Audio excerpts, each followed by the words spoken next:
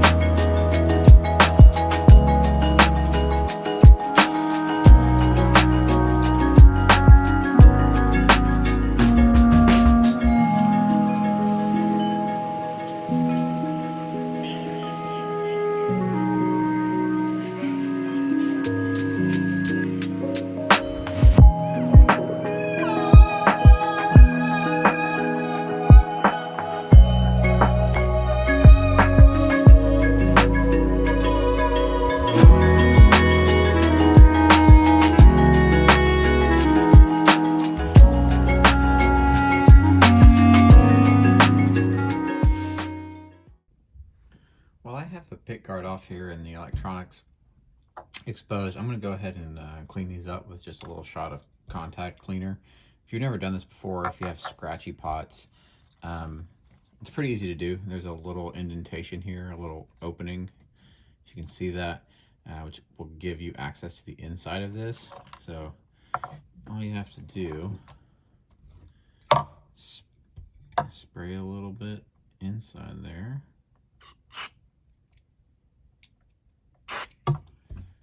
And then just give the knob a good turn back and forth. Electronic cleaner, contact cleaner is really good for this sort of job, cleaning any electronics. So it works on pots, it works on input jacks. You know, if you have a computer with a virus, just, you know, spray your computer. Probably fix that too.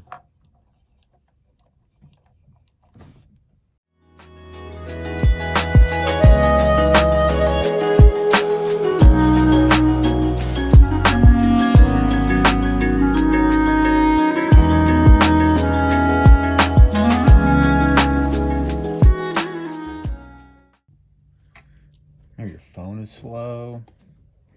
You're stuck at a traffic light. Want the traffic light to change? Spray contact cleaner. Stuff's great. Oven take too long to preheat. Contact cleaner. And the light bulb burned out. Don't want to change the light bulb. Boom, spray the contact cleaner. Washing machine not getting your dishes clean enough. Boom.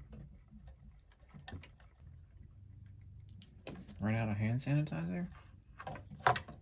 Boom, boom.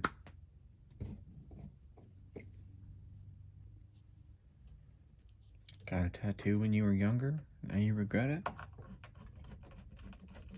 Ooh.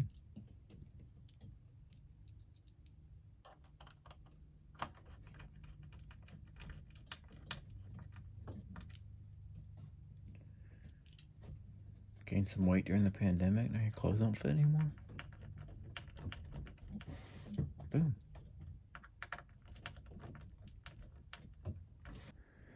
I took the neck off to polish the frets, and there are no markings anywhere on the heel. There are markings in the neck pocket, which is, get this around here, 2386_12. If that means anything to you, if you know where this body may be from or what brand this guitar is, let us know in the comments.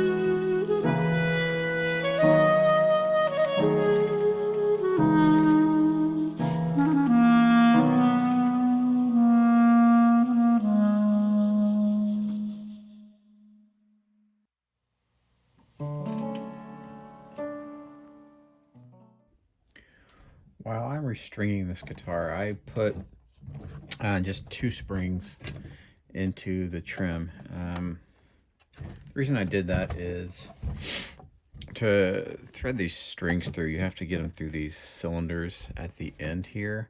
And you can see I have to pull up on the trim to be able to feed those through. So I don't want the trim to fall off, but I also don't want it to have so much pull that I can't get this up where I can feed the strings through it.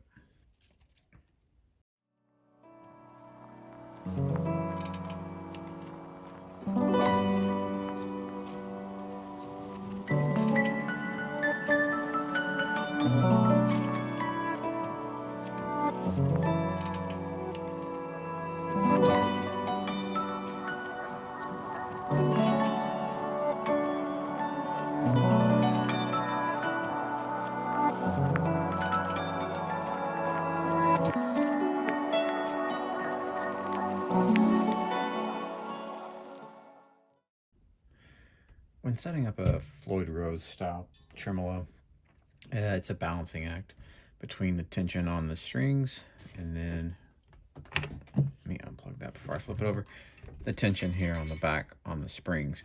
So you're going to be doing a lot of tuning and a lot of readjustment, but the way I like to set up the bridge is that this piece of the trim is just a little bit proud of the surface here. I don't want it dipped in like that. So what I'll do is tune up the strings, see where that gets me, loosen the springs in the back to allow this to come up a little bit higher, and it's just back and forth a lot. So I'm gonna do that off camera, and then when I come back, it should look a lot better.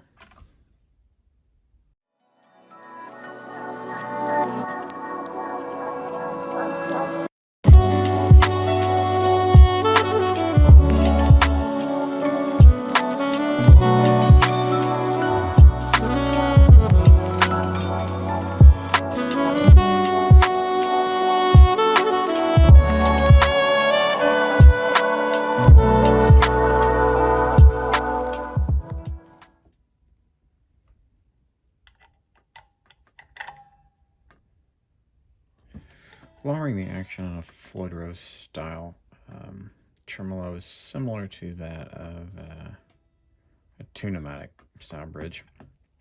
And what I mean by that is you have 2 points that are fixed into the body that you can adjust. So there's no individual saddle height adjustment on this like there would be on like a Telecaster or Stratocaster, anything like that. You just have the 2 ends, and then the saddles are radiused to match the radius on the neck.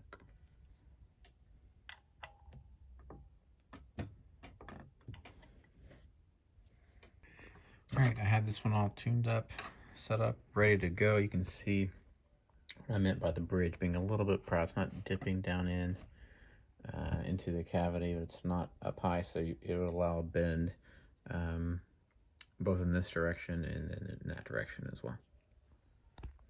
Turned out to be a pretty nice little guitar.